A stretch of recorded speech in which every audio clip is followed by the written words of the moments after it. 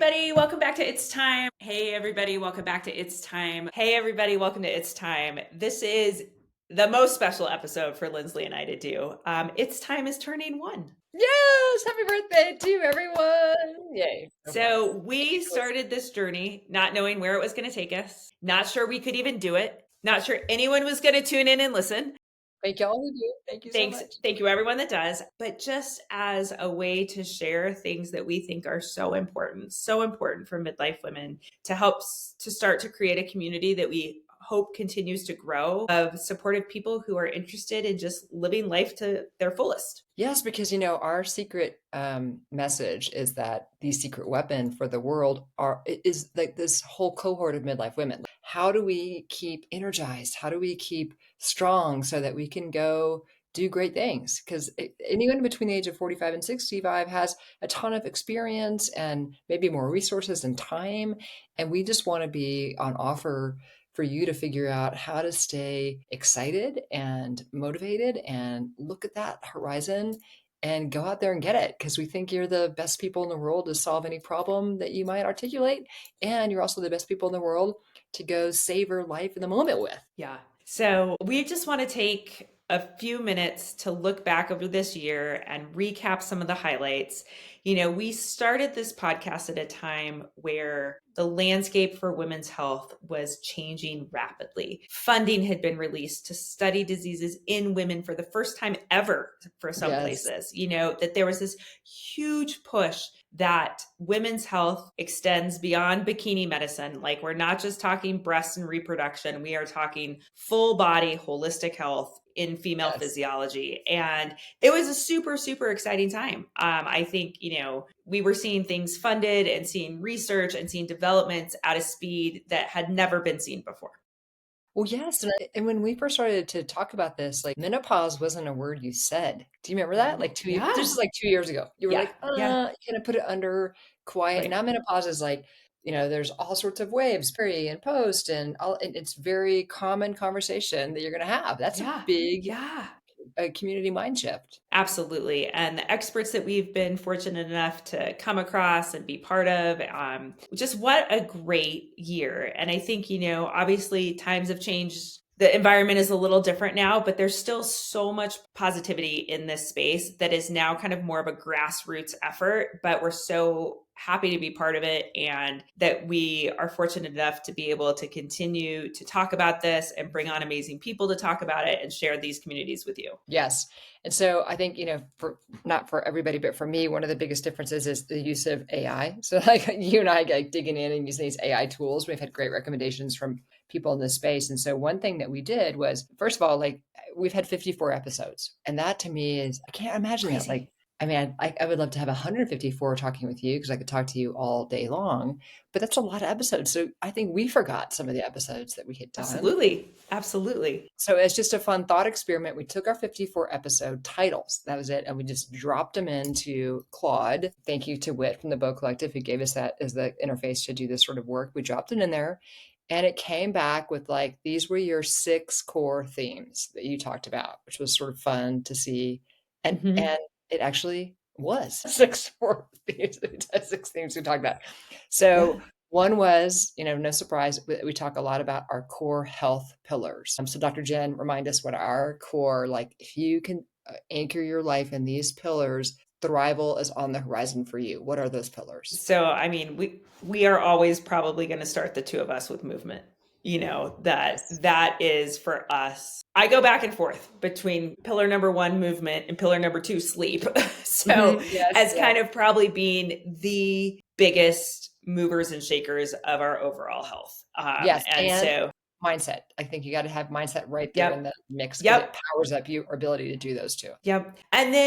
And not to play second or third by any stretch of the imagination, but I think obviously nutrition, and I probably rank that one lower because that's the one that's the hardest for me, as I still like reach for my potato chips and my gummy bears. So Carbs matter. Carbs Yeah, are in yeah. And so to round out, we've got movement, we've got mindset, we've got sleep and recovery, and then we have nutrition and fueling, hydration, all in that category. And then what I'm so fortunate to get with you day in and day out, connection and community, and just how important that is to our overall health, well-being, and our happiness.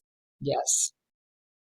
Those pillars, and then, we added in the other one as we were kind of getting into the Thanksgiving and holiday season was this idea of beyond. So Yes. staying connected to something bigger than ourselves. So those apparently, we stayed true to those pillars because that was the number one thing the AI readout said we talked about. So there you go. The second was this focus around powering up the midlife cohort of women. And so thinking about midlife as the opportunity to recalibrate and refuel and energize for your high half. So glad that that was the second out of the six things that came back is that was our mission, was to make sure people remembered that there are things you can do right now that will take you to a whole higher level of experiencing life and enjoying life and savoring life. And you deserve to do those things. So, Absolutely. that is a great one. I think something that I wasn't expecting us to spend as much time on that I have really enjoyed, and my kind of surprise factor and where I learned more than I ever expected to is our kind of deep dive into the woo, and I I don't want to say skeptical because I was open-minded and curious about it, but it's so fascinating to me when we go and unpack the science behind that Right. and really dig into how these things that seem like woo are really grounded, and how they show up in very, very important ways, like confidence and trust and all of those pillars, and luck, right? Like all Yes. of these things that we got to unpack that I think just really reinforce how big the universe is, the part we play in it, and how important these things are. Yeah, I think related to that for me has been this idea that like, okay, so, centuries and generations, and you can go back 15,000 years, and humanity was practicing these things Hmm. without the benefit of science and data as we know it, right? Like, they were practicing faith and community and beyond, and they were practicing saunas and cold plunges. And it's Hmm. like, Right. how did they know to do that in a way that we have to read the reports in order to be like, "You Hmm. want me to get in that cold plunge? Like, you better show me some science." Like, I'm not Right. getting it. Right. And so it's this idea that there's an arc of time, and so it gives me a lot of patience with the back and forth we're seeing in the science interpretation right now, right? It's like Hmm. we are living as a collective, as a community in this world of prototyping and test and learn and, challenge and then test and learn and challenge. And then there are some things that will always be true, like movement and sleep and nourishing with whole foods. And then there's some things that we just keep needing to learn more, but it gives us patience with the process of learning as a Hmm. collective cohort. Yeah, for sure. All right, I'm going to put you on the spot. If you had to Yes. pick your three favorite episodes from this last year, what would you do? That's so hard because, of course, I love them all. And, I love all of our foundational ones because it helps set the tone. I loved Sue Phillips because I really love this idea of spirituality, and she brings data to spirituality, and she Yeah. also brings practical application, Yeah. non-denominational, could Yeah. be pick your flavor, but it is a great way to understand that it's a power up in all areas of life, and it's your birthright to tap into. I loved that expression that she taught us, that Hmm. it's your birthright. And then I really enjoyed, I mean, of course, the episodes where we talked about, hormone therapy, kind of broke down the mechanics of how it has to happen. But I Hmm. really enjoyed the episode we did after the Palisades fires, that you got into Hmm. place where we could actually talk with this inspiring teenager, and being able to use that as an example of gratitude and community and Yeah. in motion. That was Yeah. fantastic.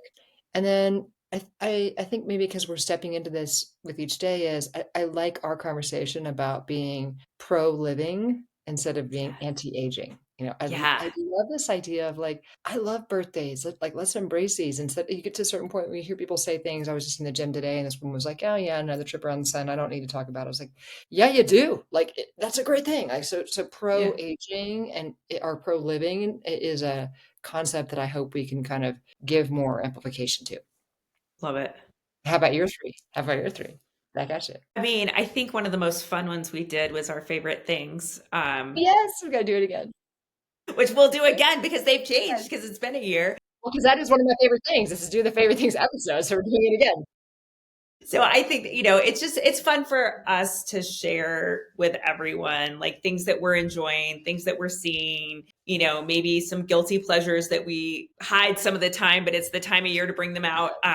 So I really like that. I also really like to talk about some things that we don't talk a lot about. And I think, we'll probably do more of this going into the next year. I think really, starting to talk about like pelvic floor health and what does that mean? And, maybe expanding in some of those conversations about things that, like, while menopause itself is getting a lot of attention, I think there are these subcategories that are still not talked about a whole lot, whether that's sexual health and pelvic floor health, and all these things are really important to women as throughout the life cycle. So I like that. And then, I'm just going back to kind of, if instill one message in our midlife women, is take care of your cardiovascular system. It still is what Yes. kills us. So, I think our conversation with Dr. Jane Morgan was so inspiring. And, she's so just passionate about what she does and about improving women's cardiovascular health, and with some real like easy things, which goes back to our pillars, but also like check your blood pressure, Yeah. like doing things like that really can be proactive, that, for $30, almost anybody can get a blood pressure cuff and at least get some baseline data and things like that. So I think Yeah. those would be my three. I love that. The other one, as you were talking about it, it kind of popped in my mind is I loved Benita's message about why not me? Why not Yeah, I me? thought that was a Yeah. great one for women to internalize is whatever your description of being an Olympian is, Benita Mosley's why not me is something that I think you can bring into your everyday. Yeah, for sure. For sure. Yeah. So what do you think's next? What are we going to do next in this next year? Well, I think the idea of trying to stay practical around how do you get action items that women can do is Mm-hmm. still, there's like a myriad of things. So, we always reinforce the basics like, hey, if you can only do one thing, move. But once you've got that rhythm going, that's fantastic. And then the next thing you can do is recharge. It could be sleep, it could be take a recovery day, but that's mission critical. And then it's eat whole foods. And then I think there's going to be some kind of opportunity around low time commits, lightweight things you can do that help that are in that category of like emerging modalities. So we Mm-hmm. talked a little bit about sunlight this summer. I think there's a breadth of opportunities in that arena about how to bring the energy from red light, whether it's the masks or whether it's Mm-hmm. getting outside for 10 minutes, but to talk about how you can get healing modalities with a low time commitment would be fun to explore. And I also think there's a big question that I get asked a lot that we really haven't spent a lot of time on around what are the leveraged use of my time, because it takes time to do this, as well as my money on the supplement side. I get that question a Yeah. lot, right? It's like, and that sounds so silly to say, but like to sit around and swallow pills, it does take time. And you buy them and they're expensive. It's like, okay, here are the ones where the data kind of overlaps all together. And here are the ones that are, if you have the time and money, maybe, not sure. Right. Right. No, I think that's such a great call. And I think that's a place that, with the explosion of menopause awareness, now everybody has a menopause supplement. And so what's the good, the bad, and the ugly of that? Right. And I feel like, unfortunately, we sometimes think, there is a positive and benefit to hear these services and then buy my supplement. And so that's always a little bit of a tricky area to know, is that really what I need? Do I really need it? Are they selling it to everyone? And so how do you Yeah. navigate those courses? I think so. Yeah, I look forward to chatting about that.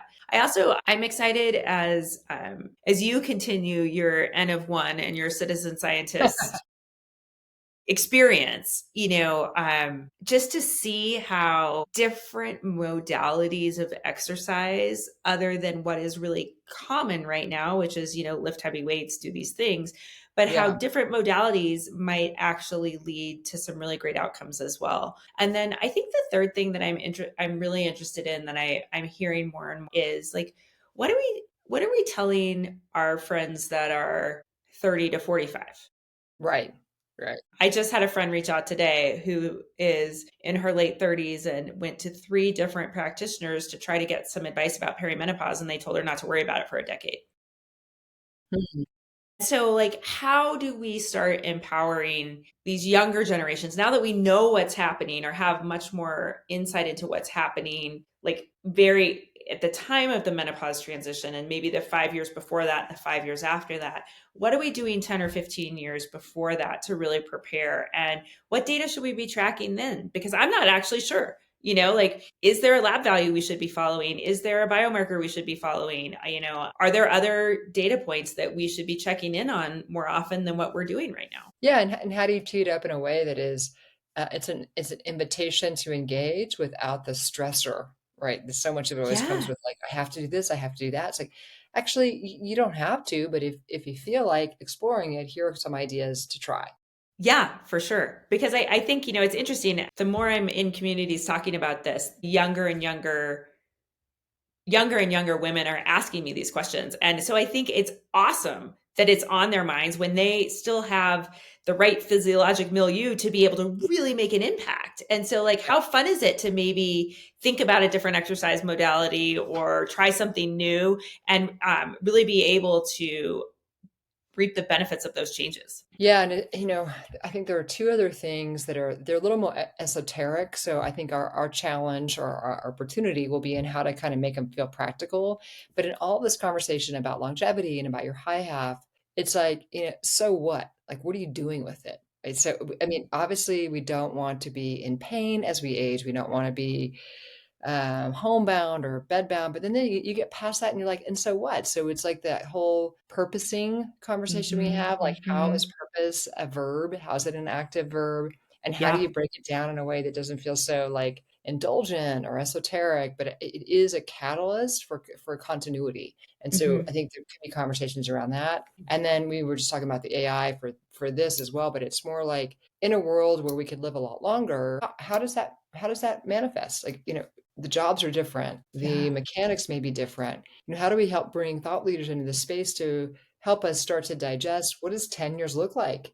What will be um, irrelevant in 10 years? And what might Yeah. be something that we should spend 5 minutes a day learning about? Right. Absolutely. And I think to that notion as well, such an exciting opportunity. I was laughing with a friend. She's like, you just started a new career and I'm getting ready to retire." And I was like, yeah, I think that's like there are so many possibilities to reinvent at a time where it used to be somewhat laid out that you are slowing down and retiring and kind of done with your work life and career. And now it's like there's these whole new opportunities. So what does that look like? And what tools do we need to be equipped with to Yeah. stay relevant, right, in these Yeah. spaces? And so I think that can be a super exciting conversation. Yeah, and how do you do it on your new terms, right? Like how we did it in our 30s and 40s is not how anybody really wants to do it in their 50s, 60s, and 70s. So how do you start to scope like, yeah, I'm going to be working on new stuff. And Chris and I just got involved in this community where we're playing pickleball or golf. It's like,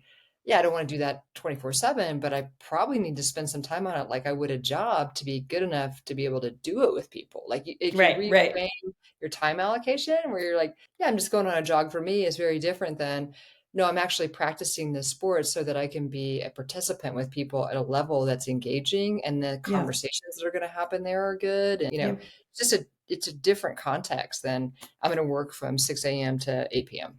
and then I'm going to go Correct. to bed, which Correct. is not for everybody, but it was a lot of my 20s and 30s. Yeah, for sure. For sure. Well, all I can say is thank you, my friend. It's been a fun journey. We have more to come. Yay. So yeah, we invite you to go back, send us your favorite episodes, let us know what you've enjoyed, let us know what you're interested or curious about. We're looking to have a Yes. great lineup of guests coming up soon and some special people popping in and out. And thank you for trusting us and following us and participating with us. Yes, and let us know what you're curious about. I love that idea. It's like, what are you thinking about in the years and months ahead? And we'd love to help inform that. So take care, everybody. We'll talk to you soon. Love you. Bye. Thank you so much for spending your time with us here today. If you liked what you heard and you got some tips on how to live better right now and for the long haul, please help us reach more midlife women. Please share and rate and like this show. And we can't wait to continue the dialogue with you on our next episode. Until then, thank you. It's time.